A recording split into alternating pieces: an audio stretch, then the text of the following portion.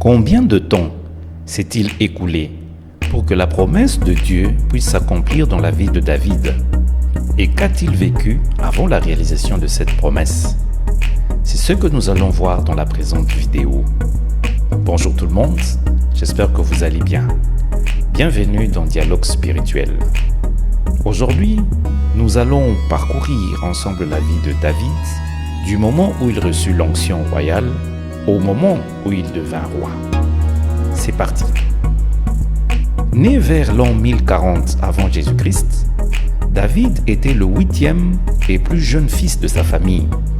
Son père était Jessé ou Isaïe de la tribu de Juda, et sa mère n'est pas nommée dans la Bible. Son histoire commence simplement. C'est un petit enfant pratiquement oublié qui se trouve dans les champs. Nous trouvons cette histoire dans le livre de 1 Samuel chapitre 16. Pour une meilleure compréhension, nous allons voir le parcours de la vie de David durant cette période en 6 épisodes.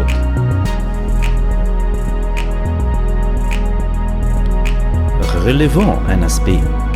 Nous allons parcourir la vie de David à travers ces 6 épisodes pour non voir ses exploits, les faits qu'il accomplit, mais plutôt déceler des éléments qui puissent nous renseigner sur son âge et par conséquent qui puissent nous permettre de calculer la durée de la réalisation de la promesse de Dieu.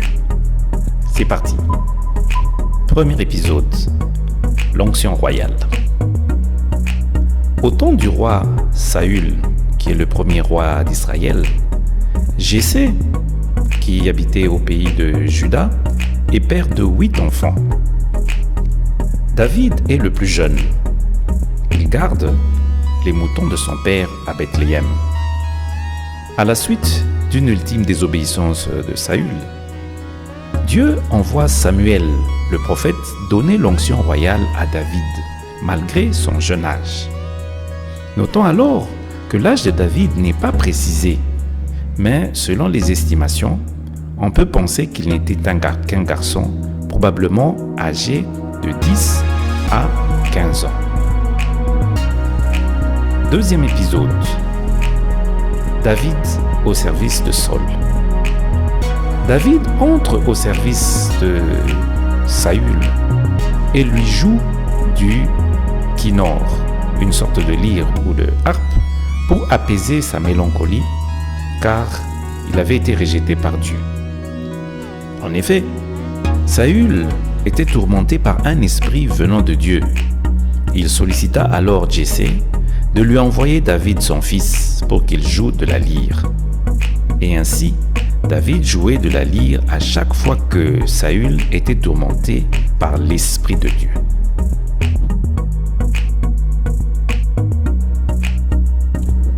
Troisième épisode, David terrasse Goliath. Cet épisode de la vie de David se déroule au moment où les Philistins, qui étaient un peuple voisin d'Israël, attaquaient le royaume d'Israël. À cette époque, les 3 frères aînés de David servaient sur les lignes de bataille. David leur fut envoyé par son père pour livrer des provisions. C'est à cette occasion qu'il entendit Goliath, le géant philistin, qui, comme dans ses habitudes, défiait l'armée d'Israël. Lorsque David entendit ces paroles de défi, il fut gravement offensé et dit au roi Saül qu'il se lèverait et se battrait contre Goliath. « Ne sois pas ridicule », fut la réponse de Saül. « Il n'y a aucun moyen de combattre ce Philistin et éventuellement de gagner. Tu n'es qu'un garçon. Et lui, c'est un homme de guerre depuis sa jeunesse. » Nous lisons ce passage dans le livre de 1 Samuel, chapitre 17, verset 33. Le terme que Saül utilise en ce moment pour décrire l'âge de David montre que ce dernier était probablement encore un adolescent, probablement âgé de 16 à 19 ans. Le fait aussi que David ne servait pas encore dans l'armée nous indique clairement qu'il avait moins de 20 ans. Cela peut être lu dans dans le livre des Nombres, chapitre 1, verset 3. Parenthèse, la Bible raconte comment David affronta Goliath. Il courut à sa rencontre et lui lança une pierre avec une fronde, le terrassa et le décapita. Quatrième épisode. David prend la fuite. Et David devint chef de guerre de Saül. Et sa renommée de héros allait grandissant au fil des combats qu'il menait à côté de son maître, jusqu'à rendre jaloux Saül. Saül devint jaloux puis haineux au point de vouloir la mort de David. Malgré que le roi le piégeait de multiples manières, David se démarquait toujours. Et en récompense, David épousa une des filles du roi, Michal. Michal, dans la suite, couvrira la fuite de son époux lors d'une des nombreuses tentatives d'assassinat commanditées par son père. Et c'est Jonathan, fils de Saül, qui aidera finalement David à s'enfuir définitivement. À 2 reprises, Saül poursuivra David, qui, ayant la grâce de Dieu, épargnera Saül alors qu'il était à sa portée. 5e épisode. David mène sa vie loin d'Israël. David prit le maquis et devint chef de bande. Il rassembla autour de lui tous les mécontents, dont Abiathar, fils d'Achimélec, prêtre de Nob, descendant d'Élie de Silo. Il erre quelque temps dans le désert de Maon et dans la région d'En-Gedi pour éviter les poursuites de Saül. Puis il loue les services de sa troupe au roi philistin de Gath. Celui-ci établit David à Siselec, au sud de son territoire, pour contenir les Judéens et les Amalécites. David profite de sa position pour délivrer des Judéens de la pression amalécite. 6e épisode. David devint roi.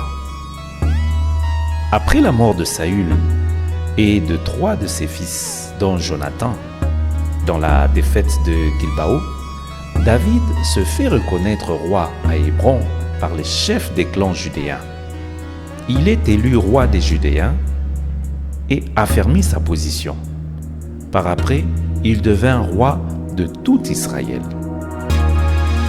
La Bible déclare que David était âgé de 30 ans lorsqu'il devint roi et il régna 40 ans.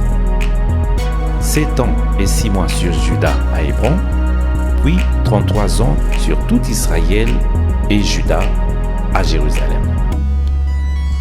Combien de temps s'est-il écoulé pour que la promesse de Dieu puisse s'accomplir? En effet, ces quelques épisodes nous montrent que David fut oint comme roi d'Israël lorsqu'il avait probablement 15 ans et qu'il devint roi lorsqu'il avait 33 ans. Ainsi, la parole de Dieu s'accomplit 15 à 20 ans après que David fut oint par Samuel. La parole de Dieu s'accomplit toujours. C'est le cas de le dire. Nous lisons dans Habakkuk chapitre 2 verset 3. L'Éternel m'adressa la parole et dit, écris la prophétie, grave-la sur des tables, afin qu'on la lise couramment.